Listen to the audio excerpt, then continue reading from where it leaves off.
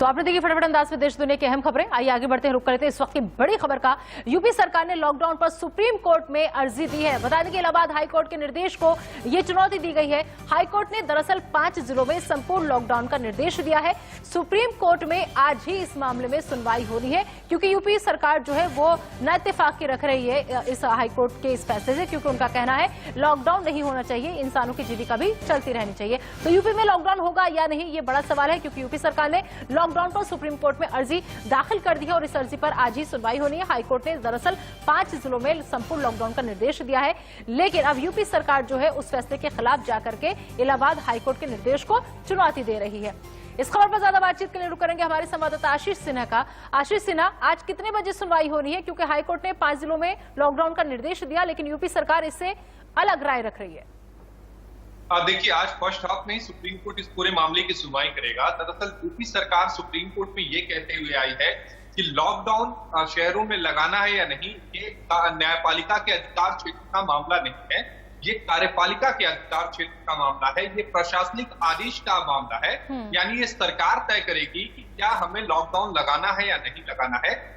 Allahabad high court ने अपने फैसले में जो 5 शहरों में जो लॉकडाउन लगाने का फैसला किया है, वो न्यायपालिका के अधिकार क्षेत्र का इंफोर्समेंट है, यानी वो अधिकार क्षेत्र से बढ़कर न्यायपालिका ने ये आदेश दिया है।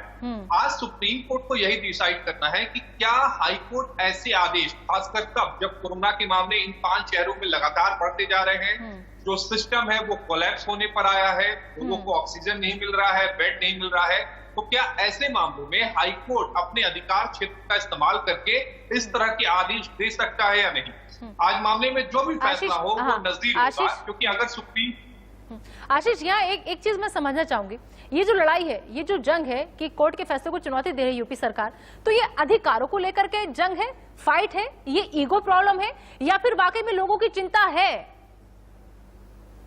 देखिए, दरअसल ये अधिकारों की जंग को लेकर ही ये पूरा मामला है, लेकिन इसे आप ईगो फाइट कहें तो ज्यादा बेहतर है। क्योंकि जो हालत है इन 5 शहरों में, कानपुर, वाराणसी, प्रयागराज, लखनऊ और गोरखपुर में, वो किसी से छुपा नहीं है।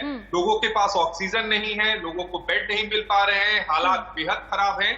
और अगर कार्यपालिका यानी अगर हम सरकार की बात करें, अगर उनकी तरफ से कोई कदम नहीं उठाए जाते हैं और अगर ऐसे में न्यायपालिका कोई कदम उठाती है, तो दोनों को मिलकर काम करने की जरूरत है। आज का ये फैसला बहुत बड़ा नजीर साबित होगा आने वाले मामलों में, क्योंकि अगर सुप्रीम कोर्ट इलाहाबाद हाईकोर्ट के फैसले पर मुहर लगा देता है या फिर यूपी गवर्नमेंट को कोई राहत नहीं देता है, तो आप ये तय मान के चलिए कि आने वाले समय में जो डिफरेंट हाईकोर्ट्स हैं, जो कंट्री के अलग अलग हाईकोर्ट्स हैं, वो भी ऐसे मामलों में, यानी जहां कोरोना के केसेस ज्यादा बढ़ रहे हैं, राज्य सरकार लॉकडाउन नहीं लगाना चाहते हैं या फिर ऐसे प्रोविजंस नहीं लगानी चाहती है जो लॉकडाउन की तरह हो, तो हाईकोर्ट आगे बढ़कर ऐसे मामलों में फैसला देगा और ये समय के हिसाब से बेहद जरूरी है।